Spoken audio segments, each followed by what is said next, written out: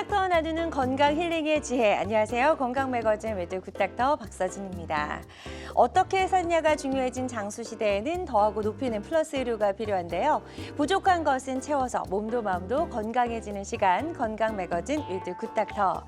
자, 지금 TV와 다양한 플랫폼에서 저희 방송 생방송을 함께 해주고 계시고요. 혹시라도 본 방송을 놓쳐서 아쉽다 하시는 분들은 유튜브에서 다시 보기가 가능합니다. 유튜브에서 건강엔 한경 검색해 주시면 되겠고요.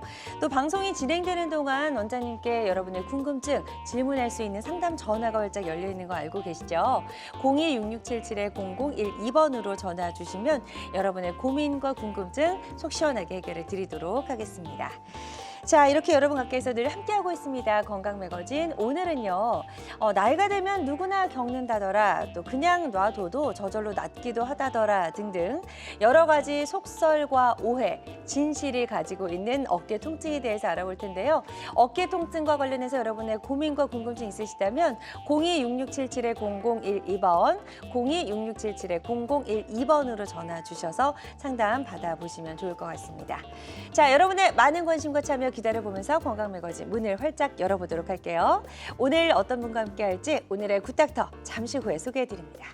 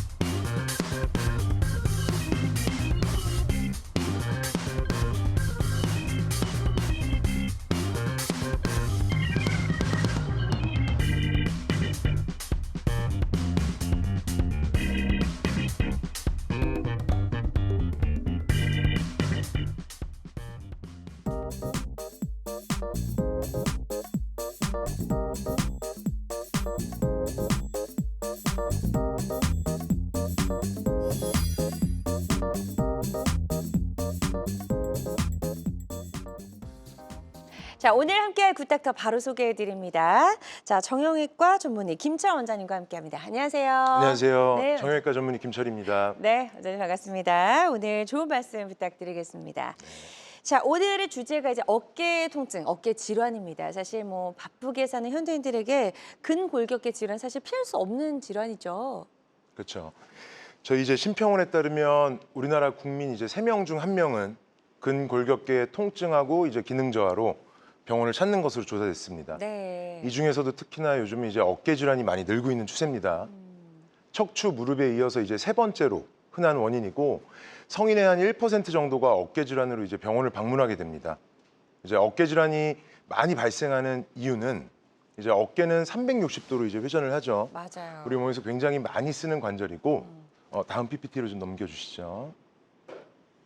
네, 어깨 이제 굉장히 많이 쓰는 관절이고 관절 운동 범위가 넓어서 다양한 질환을 좀 유발할 수가 있습니다. 네. 예, 과거에는 견관절이 굉장히 복잡하기 때문에 약만 먹고 버티는 경우가 굉장히 많았는데 관절경 수술 같은 이제 의료 기술이 발전함에 따라서 여러 견관절 질환들이 진단되고 또 치료될 수가 있게 되었습니다. 네. 또한 요즘 이제 최근에 이제 헬스도 많이 하시고 또 뭐 배드민턴, 뭐 테니스 같은 사회 체육 활동 참여 인구도 좀 증가되고 있고 또 고령화 사회가 된 것도 좀 큰 이유가 될 수가 있겠습니다. 네, 좋습니다. 이런 여러 가지 이유로 인해서 이제 어깨 질환의 환자 수도 늘고 있다고 하는데요.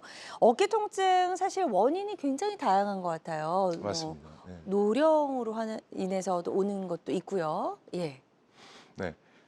다음 PPT 이제 보시게 되면 어깨 질환에 의해서 이제 어깨 자체 질환은 굉장히 당연한 문제고요.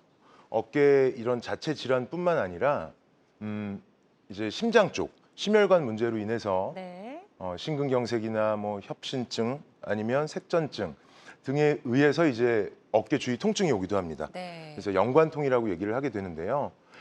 이런 심혈관 문제로 오는 이제 어깨 주위 통증은 어깨 움직임에 의해서는 통증은 오지는 않습니다. 그리고 또한 류마티스 관절염이나 뭐 강직성 척추염 등의 자가 면역 질환에 의해서도 어깨 내부에 염증이 많아져서 그래서 어깨 통증이 발생하기도 합니다. 네. 그리고 이제 신경의 문제 때문에도 어깨 주위 통증이 발생하는데 그중 가장 대표적인 게 이제 흔히들 잘 알고 계신 이제 목 디스크입니다. 맞아요. 네. 예. 자, 이런 여러 가지 질환들로 인해서 어깨 통증 호소하는 분들이 많이 늘고 있고요. 일단은 어깨 자체에 문제가 생긴 게 아니라 목 디스크 때문에 이제 어깨 통증이 오게 되면 이게 어깨 때문에 그런 건지 목에서 오는 건지 구별하기가 좀 까다로울 것 같아요. 네, 맞습니다. 저도 이제 외래에서 환자분들 뵙게 되면 이제 목 디스크가 가장 환자분들이 어깨 주위 통증이랑 이제 착각을 좀 할 수 있는 대표적인 질환인데요. 목 디스크랑 이제 어깨 질환의 차이점을 좀 많이 간단하게 말씀을 좀 드리겠습니다. 네. 이제 목 디스크하고 어깨 질환의 차이점 중에 첫 번째는 이제 밤에 많이 아프다라고 하면은 어깨 질환입니다. 아, 낮에 앉거나 서 있을 때는 중력 때문에 이제 팔 무게 때문에 어깨의 공간이 넓어져 있는데 눕게 되면은 팔의 무게, 중력에 의한 이런 팔의 무게가 사라지기 때문에 어깨 공간이 굉장히 좁아지면서 압력이 높아지고 통증이 좀 많이 유발되게 됩니다. 그리고 두 번째로는 어깨는 뭐 당연한 얘기지만 어깨를 움직일 때 어깨에 문제가 있으면 더 아파지게 되겠죠. 네. 반면에 이제 목 디스크 같은 경우에는 이제 팔베개 자세 같은 걸 취하게 되면은 신경이 아무래도 이렇게 팔을 내렸을 때는 목에서 나오는 신경이 좀 더 당겨지기 때문에 네. 그래서 좀 더 이렇게 팔을 내리게 되면은 좀 더 저림 증상이라든지 어깨 주위 통증이 심해지게 되는데 팔베개 자세를 취했을 때는 목 디스크 같은 경우에는 오히려 통증이 조금 더 줄어드는 그런 양상을 보이게 됩니다. 그렇군요. 네. 그리고 세 번째는 목 디스크는 신경을 눌러서 발생하는 질환이기 때문에 전기 통하듯이 이렇게 저린 감이 이렇게 손까지 방사통으로 좀 내려오게 됩니다. 네. 그래요. 그래서 이게 어깨 질환으로 인한 통증인지 또 아니면 목 디스크로 인한 통증인지 한번 스스로 감별을 해볼 수가 있을 것 같은데요. 일단 밤에 좀 더 많이 아프다. 밤에 아프다 이럴 경우에는 어깨 질환의 가능성이 높다 이렇게 좀 생각을 해주시면 좋을 것 같습니다.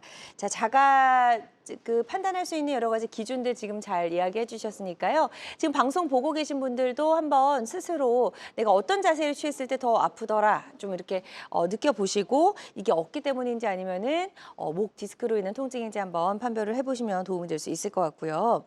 이 외에도 내 어깨 통증의 원인을 스스로 좀 이렇게 감별해 볼 수 있는 방법 더 있을까요? 네. 요즘 이제 TV나 유튜브가 많이 좀 발달해 있는데요. 네. 이제 환자분들이 원하는 의학 지식을 이렇게 굉장히 쉽게 좀 보고 오시더라고요. 그래서 저도 외래 보다 보면은 굉장히 많은 질환에 대한 이해를 좀 갖고 오시는데 네. 환자분들께서 이제 각 어깨 질환에 대한 예를 들어 뭐 회전근개 파열이라든지 석회성 건염이라든지 오십견이라든지 이런 거는 이제 자세하게 좀 알고 오시는데 환자분들께서 내 어깨가 왜 아픈지 이런 의심을 할 수 있을 만한 내용은 많이 없더라고요. 아. 그래서 환자분들이 내 어깨가 왜 아픈지에 대한 그런 의심을 가지고 병원을 방문하고 또 의학 지식을 많이 좀 접할 수 있으면 좋을 것 같아서 이번 시간에는 제가 그런 내용을 좀 준비를 했습니다. 네, 좋습니다. 자, 그럼 하나씩 좀 구체적으로 알아보도록 하겠습니다. 이제 문진 좀 네. 해볼게요. 예. 이제 화면을 좀 보시면 이제 환자분들께서 처음에 이제 문진을 조금 해보시는 게 좋은데요. 어깨 통증에서 이제 기본적인 문진입니다. 이제 나이가 좀 중요한데 45세 이상에서는 이제 회전근개 파열이라든지 석회성 건염, 오십견 그리고 관절염 등이 나타날 수가 있습니다. 그리고 이제 다친 거 외상력이라고 하는데 네. 어깨를 다치면 뭐 기본적으로 아시겠지만 뭐 골절이라든지 아니면 어깨가 다치면 어깨가 빠질 수도 있기 때문에 어깨 탈구 같은 걸 의심할 수가 있고요. 그리고 밤에 잘 때 어깨가 아프다면 그건 특히나 밤에 잘 때 어깨가 아프면 이 아까도 말씀드렸지만 팔의 무게가 원래는 유지가 돼야 되는데 자게 되면은 팔의 무게를 이제 중력이 충분히 커버를 못 해주기 때문에 공간이 작아지기 때문에 특히 이럴 때 견봉 아래쪽의 공간에 이제 염증이 많은 경우에 좀 더 아프게 되는데요. 네. 그런 대표적인 질환이 오십견, 석회성 건염, 충돌증후군 그리고 회전근개의 문제 등을 좀 생각해 볼 수가 있습니다. 네. 그리고 당뇨나 갑상선 질환이 있다면 오십견이 조금 더 호발될 수 있기 때문에 오십견을 생각해 볼 수가 있고요. 또 통증이 동반된다면 당연히 힘이 빠지는 듯한 느낌을 받게 되는데 통증 여부와 크게 상관없이도 내가 어깨에 힘이 확실히 빠지는 느낌이 든다. 그러면 회전근개 파열을 강하게 좀 의심할 수가 있겠습니다. 네. 그리고 수동적 관절 운동의 소실이 굉장히 중요한데요. 이거는 스스로 팔을 움직이는 게 아니라 주변 사람이 또는 가족분들이 팔을 이렇게 올려주고 또 이렇게 뒷짐을 이렇게 지어주려고 해도 어깨가 뻣뻣하게 굳어서 어깨 관절 운동이 되지 않는 상태를 말합니다. 이런 수동적 관절 운동 소실이 있다면 오십견과 그리고 어깨 관절염을 생각해 볼 수가 있습니다. 네. 이 문진에서 가장 중요한 게 수동적 관절 운동의 소실 여부인데 우리 시청자분들도 한번 해보시면 좋은데 수동적 관절 운동 소실이 없다면 오십견하고 어깨 관절염은 확실히 배제할 수가 있습니다. 그렇군요. 자, 그래서 이런 여러 가지 문진을 통해서도 내가 이제 어떤 질환일 가능성이 높은지 한번 우리가 알아볼 수가 있고요.